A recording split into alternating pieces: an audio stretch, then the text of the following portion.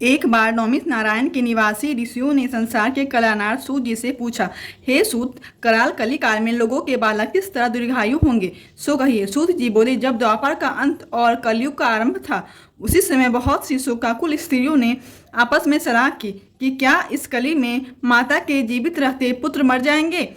जब वे आपस में कुछ निर्णय नहीं कर सकी, तब गौतमी जी के पास पूछने के लिए गईं। जब उनके पास पहुंची तो उस समय गौतमी जी आनंद के साथ बैठे थे। उनके सामने जाकर उन्होंने मस्तक झुकाकर प्रणाम किया। तदंतर स्त्रियों ने पूछा, हे प्रभु, इस कलयुग में लोगों के पुत्र किस तरह जीवित रहेंगे, इसके लिए कोई व्रत या तप हो तो कृपा करके बताइए। इस तरह उनकी बात सुनकर गौतमी जी बोले, आपसे मैं वही कहूँगा जो मैंने पहले से सुन रखा है। गौतमी जी ने कहा, जब महाभारत का युद्ध अंत हो गया और गुरुद्रोण पुत्र अश्वत्थामा के द्वारा अपने बेटे को मारा देखकर जब पांडव बड़े दुखी हुए तो पुत्र के शोक से व्याकुल होकर द्रौपदी अपनी सखियों के साथ ब्राह्मण श्रेष्ठ धौम्य के पास गई। उन्होंने धौम्य से कहा, हे विप्रेंद्र, कौन सा उपाय करने से बच्चे दीर्घायु हो सकते हैं, कृपा करके ठीक ठीक कहिए। धौम्य बोले, सतयुग में सत्य वचन बोलने वाला, सत्य आचरण करने वाला समदर्शी जीमूत वाहन नामक एक राजा था। वह एक बार अपनी स्त्री के साथ अपने ससुराल गया और वहीं रहने लगा। एक दिन आधी रात के समय पुत्र के शोक से व्याकुल कोई स्त्री रोने लगी, क्योंकि वह अपने बेटे के दर्शन से निराश हो चुकी थी। उसका पुत्र मर चुका था। वह रोती हुई कहती थी, हाय, मुझ बूढ़ी माता के सामने मेरा बेटा मारा जा रहा है। उसका रुदन सुनकर राजा जीमूत वाहन का तो मानो हृदय विदीर्ण हो गया। वह तत्काल उस स्त्री के पास गया और उससे पूछने लगा, तुम्हारा बेटा कैसे मरा। बूढ़ी ने कहा, गरुड़ प्रतिदिन आकर गांव के लड़के को खा जाता है। इस पर दयालु राजा ने कहा, माता, अब तुम रो मत, आनंद से बैठो, मैं तुम्हारे बच्चे को बचाने का यत्न करता हूँ। ऐसा कहकर राजा उस स्थान पर गया जहाँ गरुड़ आकर प्रतिदिन मांस खाया करता था। उसी समय गरुड़ भी उस पर टूट पड़ा और राजा के शरीर का मांस खाने लगा। जब अतिशय तेजस्वी गरुड़ ने राजा का बायां अंग खा लिया तो झटपट राजा ने अपना दाहिना अंग फेर कर गरुड़ के सामने रख दिया। यह देखकर गरुड़ जी ने कहा, देव योनियों में तुम कौन हो?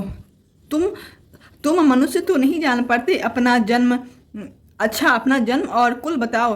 पीड़ा से व्याकुल मन वाले राजा ने कहा, हे पक्षीराज, इस तरह प्रश्न करना व्यर्थ है।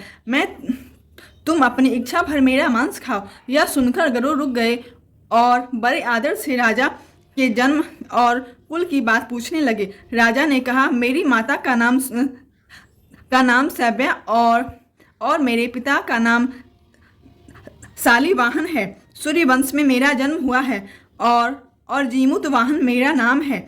राजा की दयालुता देखकर गरुड़ ने कहा, हे महाभाग, तुम्हारे मन में जो अभिलाषा है वह वर मुझसे मांगो। राजा ने कहा, हे पक्षीराज, यदि आप मुझे वर दे रहे हैं तो वर दीजिए कि आप अब तक जिन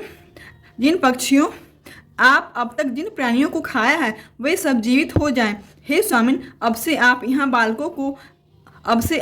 बालकों को ना खाएं और ऐसा कोई उपाय करें कि जहाँ जो उत्पन्न हो वे लोग बहुत दिन तक जीवित रहें। धौम्य ने कहा, पक्षीराज गरुड़ राजा को वरदान देकर स्वयं अमृत के लिए नागलोक चले। वहां से अमृत लाकर उन्होंने सारे मरे मनुष्यों की हड्डी पर बरसाया। ऐसा करने से सब लोग जीवित हो गए जिनको कि पहले गरुड़ ने खाया था। राजा के त्याग और गरुड़ की कृपा से वहाँ वालों का कष्ट दूर हो गया। उस समय राजा के शरीर की शोभा दूनी हो गई। राजा की दयालुता देखकर गरुड़ ने फिर कहा, मैं संसार के कलानाथ एक और वर दूंगा। आज आश्विन कृष्ण सप्तमी से रहित शुभ अष्टमी तिथि है। आज ही तुमने यहाँ की प्रजा को जीवन दान दिया है। हे वत्स, अब से यह दिन ब्रह्म भाव हो गया, जो मूर्ति भेद से विविध नामों से विख्यात है। त्रैलोक से पूजित दुर्गा अमृत प्राप्त करने के अर्थ में जीवित पुत्रिका कहलाई है। जो स्त्रियां उस जीवित पुत्रिका की और कुश की आकृति बनाकर तुम्हारी पूजा करेगी तो तो दिनों दिन उसका सौभाग्य बढ़ेगा और वंश की भी बढ़ती होती रहेगी। हे महाभाग, इस विषय में विचार करने की भी आवश्यकता नहीं है। हे राजन, सप्तमी से रहित उदया तिथि अष्टमी को व्रत करें, यानी सप्तमी विरुद्ध अष्टमी जिस दिन हो उस दिन व्रत ना कर शुद्ध अष्टमी को व्रत कर नवमी में पारण करें। यदि इस पर ध्यान ना दिया गया तो फल नष्ट हो जाएगा और सौभाग्य तो अवश्य ही नष्ट हो जाएगा। जीमूत वाहन को इस तरह का वरदान देकर गरुड़ वैकुंठ धाम चले गए और राजा भी अपनी पत्नी के साथ अपने नगर को वापस चले गए। धौम में द्रौपदी से कहते हैं, हे देवी, मैंने यह अतिशय दुर्लभ व्रत तुमको बतलाया है। इस व्रत को करने से बच्चे दीर्घायु होते हैं। हे देवी, तुम भी पूर्वोक्त विधि से यह व्रत और दुर्गा जी का पूजन करो तो तुम्हें अभिलाषित फल प्राप्त होगा। मुनिराज धौम्य की बात सुनकर द्रौपदी के हृदय में एक प्रकार का कौतूहल उत्पन्न हुआ और पूर्ववासिनी स्त्रियों को बुलाकर उनके साथ यह उत्तम व्रत किया। गौतम ने कहा, यह व्रत और इसके प्रभाव को किसी एक चिन्ही ने सुन लिया और अपनी सखी सियारन को बतलाया। इसके बाद पीपल की शाखा पर बैठ कर उस चिन्ही ने और उस वृक्ष की खोते में बैठकर सियारन ने भी व्रत किया। फिर वही चिन्ही किसी उत्तम ब्राह्मण के मुख से यह कथा सुन आई और पीपल के खोते में बैठी हुई अपनी सखी को सुनाया। सियारन ने आधी कथा सुनी तो उसे भूख लग गई और वह उसी समय सबसे भरे हुए शमशान में पहुंची। वहां गई और सवेरा हो गया। वह गौशाले में गई और गौ का दूध पिया। इस तरह नवमी को उसने पारण किया। कुछ दिनों बाद वे दोनों मर गईं और अयोध्या में किसी धनी व्यापारी के घर जन्मी। संयोग से उन दोनों का जन्म एक ही घर में हुआ। सियारन ज्येष्ठ हुई और चिन्ही छोटी। वे दोनों शुभ लक्षणों से युक्त थीं, इसलिए बड़ी लड़की काशीराज के और छोटी के मंत्री के साथ ग्रहपत्य अग्नि के सामने विधि पूर्वक ब्याही गई। पूर्व जन्म के कर्म फल से वह मृगनयनी रानी हुई। जिस किसी भी संतान को उत्पन्न करती वह मर जाती थी। पूर्व जन्म की बातों को स्मरण करने वाली मंत्री की पत्नी ने अष्टवसुओं के सदृश तेजस्वी बेटे उत्पन्न किए और सभी जीवित रह गए।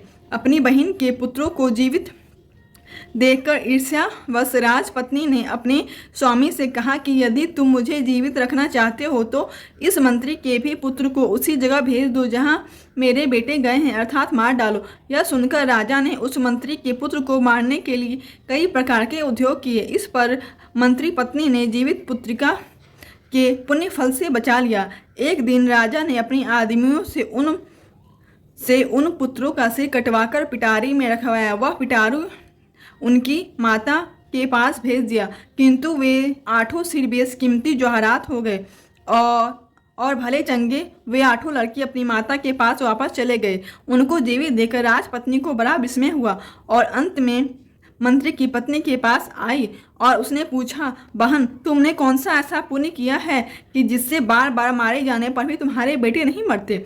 इस पर मंत्री की पत्नी ने कहा, पूर्व जन्म में मैं चिन्ही थी और तुम सियारन, दोनों ने व्रत किया था। तुमने व्रत के नियमों का भली भांति पालन नहीं किया था और मैंने किया था।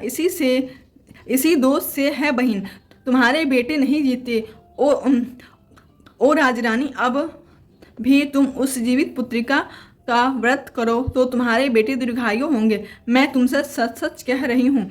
उसके कथा के अनुसार रानी ने व्रत किया, तभी से उसके कई सुंदर और दीर्घायु बड़े बड़े राजा हुए।